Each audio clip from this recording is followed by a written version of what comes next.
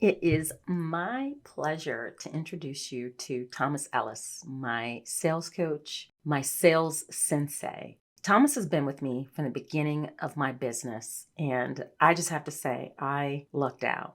It was probably divine intervention, quite honestly, because for a lot of us as business owners, we think, oh, my doors are open. Surely people will come a knocking and my phone will be ringing off the hook. And that's not how it works in business. You need sales. And now some of you may be thinking, well, Crystal, how does this relate to being a real life PMP? Take a listen because you will definitely see the intermingling of how sales and being an effective project manager all intertwine.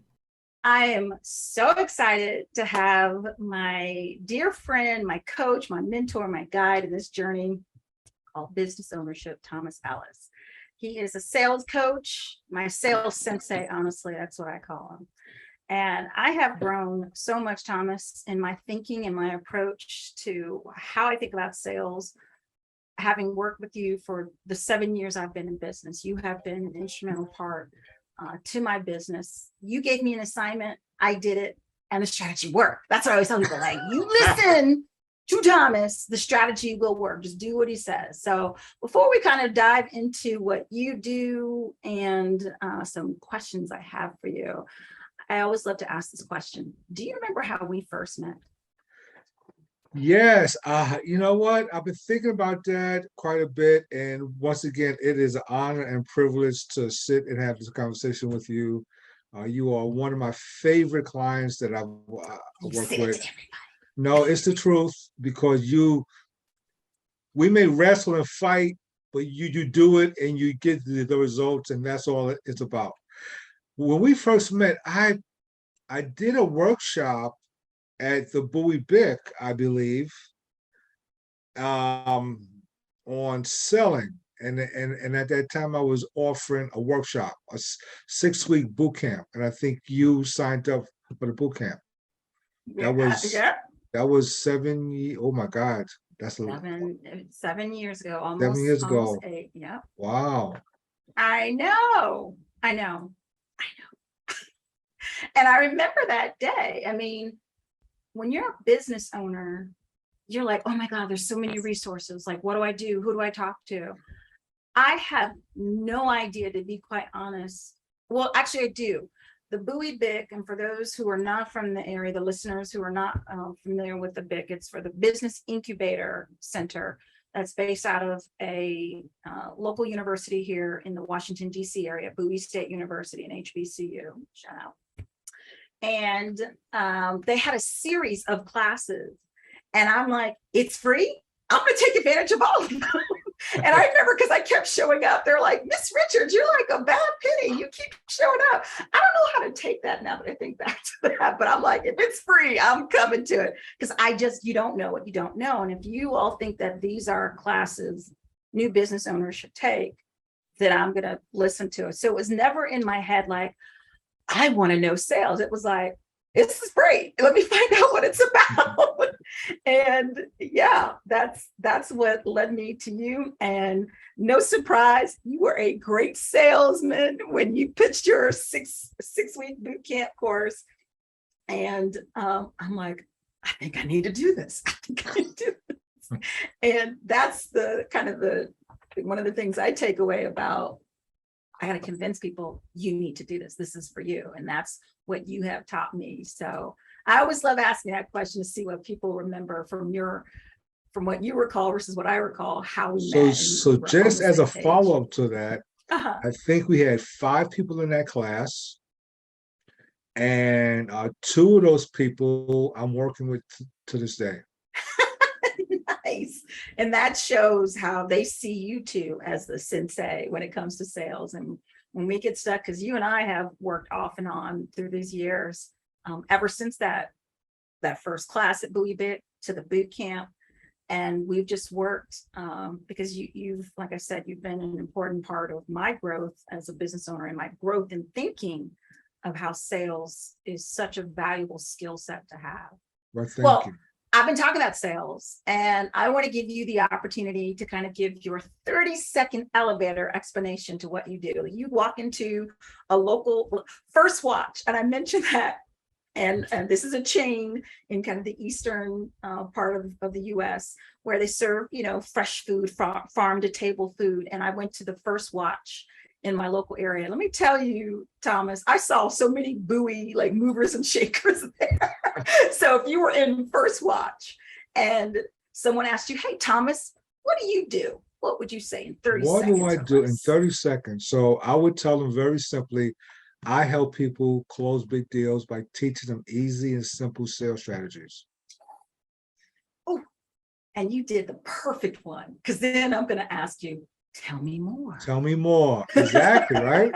Tell But me before more. I tell you more, I would ask you, tell me a little about your business and what your goals are and what have you tried to achieve those goals. And if you're open to having conversations about how maybe I can add value to your mission. I'm going to come back to that because I think it's something, as our conversation is leaning more towards me as a business owner. I'm also a project manager. And ever since working with you, I have advocated to people, not only people who are starting their businesses, like you need to get a sales coach. I know somebody, but if you don't go with him, you need to go with somebody. You need a sales coach.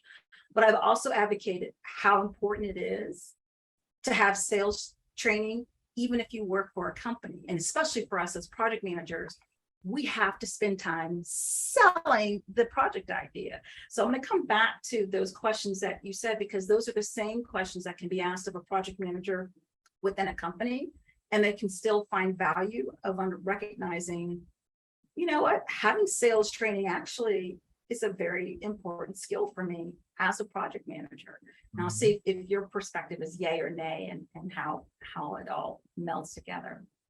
But before I get to that, what's a fun fact about yourself that's not on your resume or your LinkedIn profile? Well, there's not much. I try to be transparent. If people who know me, I'm a golf junkie. That's a well-known fact. Yeah. I also love going to concerts. I'm a music lover of different genres, jazz, R&B, and I love any type of plays, movies, good movies and stuff like that. I love it. I love it. Well, how did you become a sales coach? What was kind of your journey? So my journey, that is a great question. So I've been in sales for over 35 years, worked in companies, managed, developed salespeople, ran a large sales organization. And throughout that time, one of the things that I really enjoyed was watching people, bringing people into the organization, training them and coaching them, watching them go from scared, timid salesperson to confident, persistent go-getter. And I watched that over and over and over again. And it gave me a great feeling. And so when I got out of corporate America, I said, I want to do something that I have a deep passion for, that I would do for free if I didn't have any bills. Mm-hmm. And coaching was that next step. That is pretty awesome. And you said the things that I have felt after working with you is go from scared to persistent to confident. And even, I lightly coach people. And I'm like, you don't understand, this is what my coach said. You need to do this. You need to be persistent. And I'm like, oh my God, you're so good at this. Can you teach me? No, you need to call Thomas. But here's a little quick tips I'm going to tell you, and explaining to them, because people will see it really has been a 7-year journey for me to get to this level of confidence that when I met you and you said we fuss and fight, when I met you, I was like, I don't want to do that. What if they say no? What if they ignore my email? It's like they probably forgot to respond. But guess what, Crystal? I have the same conversation with 90% of my clients. 90%. And the mere fact is we all have different skill sets, right? So most of the small business owners that I work with, have other skill sets other than sales. You have a Mhm. project management background, which is organization, certain way of thinking. I've worked with accountants, I've worked with lawyers, I've worked with IT people, um, just a variety of people who have started their own business, and they're great operationally, but they've never had to take their product and service and talk to somebody about how it can help them. Mhm. And so that's where I kind of come in and kind of say, okay, how can we take everything that you know and transfer that to these people who may need your services, but we have to find out what problems and issues that they have. And if they're willing to take a look at something different, or are they stuck where they are? Mhm. And that's been the big challenge for most people I work with. But having done this a long time, I know how to crack that egg, right? You know, like when you and I worked together, it was consistently saying, Crystal, trust me, this is going to work, but you got to try it. Okay, let's try it in your style, right? How would you Mhm. say this? Not the way I say it, but how would you say this? And the beautiful thing is, I used to love getting those text messages from you that says, "Hey, guess what? I did what you said, and it worked." And I would have the emoji like, "Yeah, I know." I mean, Oh, did it really? these are tried and true methods. And the thing that I always tell people, I said, I nothing that I coach and tell people that I don't do every day. So Mhm. this is something that I do. And so I know it works, but we have to have the confidence to go do it. Mhm. Now, I've gotten some really big business deals as a result of working with you.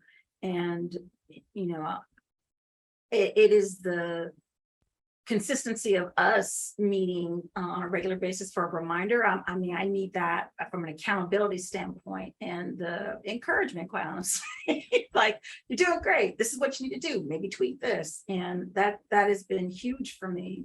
And so that's why I'm always an advocate when people, especially for those project managers, that they're very good at what they do technically, but they don't know anything about how to get the work and how to get the business. So that actually kind of piggybacks onto my follow-on question for you is, why is sales an important part of being a business owner or being a freelancer? Why is it important? Well, Chris, as you know me, I like to keep things very, very simple.